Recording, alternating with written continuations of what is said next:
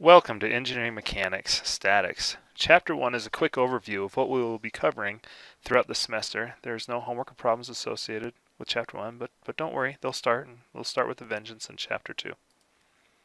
Okay, let's talk about some definitions. What is engineering mechanics? Mechanics, a science which describes and predicts the conditions of rest or motion of bodies under the action of forces. Okay, what does that mean? Well, basically what it means is in this class we're going to talk about how things react to forces such as gravity or external forces, pushing on things, pulling on cables, pushing on beams.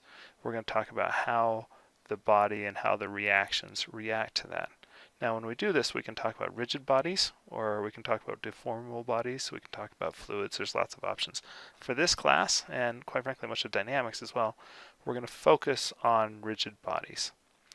Now, how useful is this? You always make these assumptions throughout your college career that you kind of feel is very limiting, that you're thinking, hey, that's going to be too limiting. Well, it turns out a rigid body assumption really is still very helpful.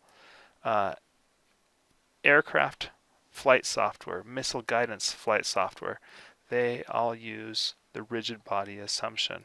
Even NASA, for a lot of the work that they do, uses a rigid body assumption. Now, this is not to say that there's not a use for true deformable body analysis, and that will be done. But for much of engineering work that happens, even some very high fidelity work that happens, we use the rigid body assumption. So it's not that limiting.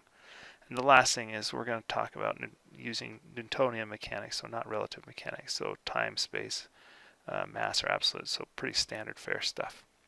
Now, throughout this semester, there's going to be 6 basic principles that are going to come up a lot, that are going to be kind of the underlying principles for much of what we're doing. First one, the parallelogram law for the addition of forces. Okay, what that is saying is that you can take multiple forces and you can replace them with the resultant force without changing the effect. We'll talk about that in Chapter 2. The principle of transmissibility, basically we can replace one force for another so long as it has the same magnitude, direction, and the same line of action. That's going to come up in Chapter 3. Newton's first law, without force, things don't change. Fair enough, nothing exciting there. Newton's second law, with a force, and specifically with a non-zero resultant force, things do change, and they change by the law that we all know, F equals ma. Newton's third law, for every action, there's an equal and opposite reaction. This is really important. As you push on something, it pushes back, and so we have every force is an equal and opposite force. And the last one is Newton's law of gravitation. For any two particles with any mass are mutually attracted to each other with equal and opposite force. Okay, units. Let's talk units for a second. There's basically 2 types of units. There's the SI system, which is a good system, and the English system, which is bad.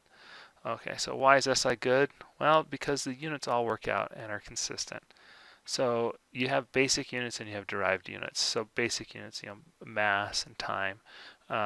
And derived units are things, for instance, a force. We just went over force equals mass times acceleration. Well, in the SI system, the units of force are Newton, and it's a mass times acceleration, so a kilogram times a meter per second squared, which is a Newton, so that all works out well. In the English system, however, many of the derived units don't just naturally come about. For instance, a pound force is not a pound mass times foot per second squared. Now, why do we bring this up? Well, because as engineers in the real world, units are often mixed up. You're going to have to use both, and you're going to have to use both simultaneously. So it's extremely important to keep track of your units and be consistent. For example, in my field, in the missile development field, we would consistently use knots for airspeed, feet for distances, like downrange, cross-range, altitude. We'd use the metric system for mass properties of this weapon and whatnot.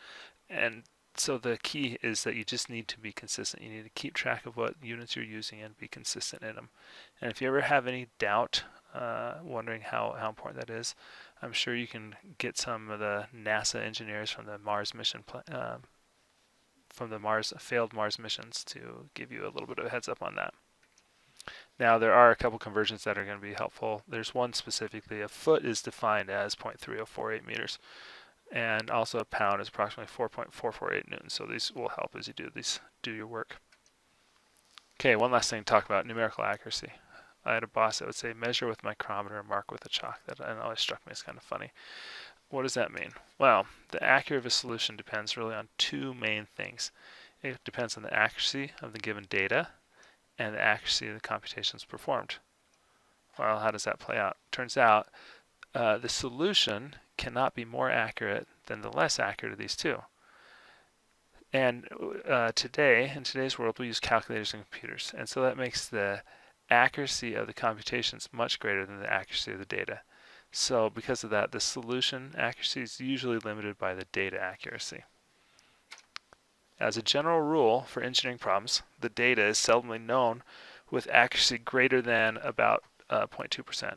So what that means is it's usually appropriate to record parameters that start with a 1 with 4 digits and ones that start with anything else with 3 digits. So for example, 40.2 would be 40.2 pounds and 15.58 would be 15.58 pounds.